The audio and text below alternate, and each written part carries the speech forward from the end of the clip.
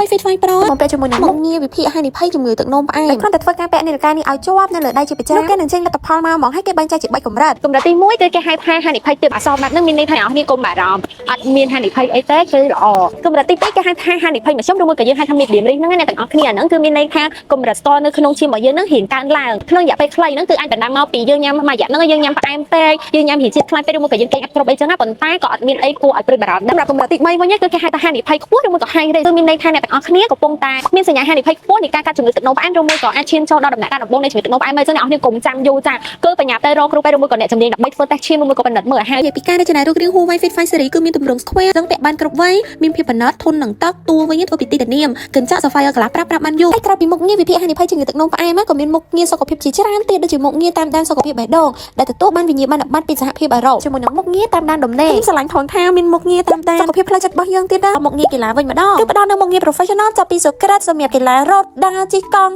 វាយកូនហ្គោកីឡាមុជទឹកបើនិយាយពីថ្មវិញសាកម្ដងប្រាប់បានដល់10ថ្ងៃអាចភ្ជាប់បានគ្រប់ smartphone ទាំងអស់ហ្មងមិនថា iOS ឬ Android គឺថាការនេះគ្រប់គ្រងភាសាខ្មែរ 100% ហ្មងអញ្ចឹងងាយស្រួលក្នុងអានដំណឹងជាភាសាខ្មែរហើយមានតែមីនុយជាភាសាខ្មែរអញ្ចឹងងាយស្រួលមែនតើសម្រាប់អ្នកទាំងអស់គ្នាចង់ទិញជូនប៉ាម៉ាក់លោកយាយលោកតាសម្រាប់ជូនគាត់ហាត់ប្រាណក៏ដូចជាតាមដាននៅមុខងារសុខភាពហានិភ័យជំងឺទឹកនោមផ្អែម the best បដ អញ្ចឹងអ្នកទាំងអស់គ្នាអាចចាប់ផ្ដើមកក់ចាប់ពីឥឡូវនេះតាមបណ្ដាហាងដែលមានលក់ជាមួយនឹងផលិតផល Huawei ដែលនៅចិត្តអ្នកទាំងអស់គ្នាបំផុតណា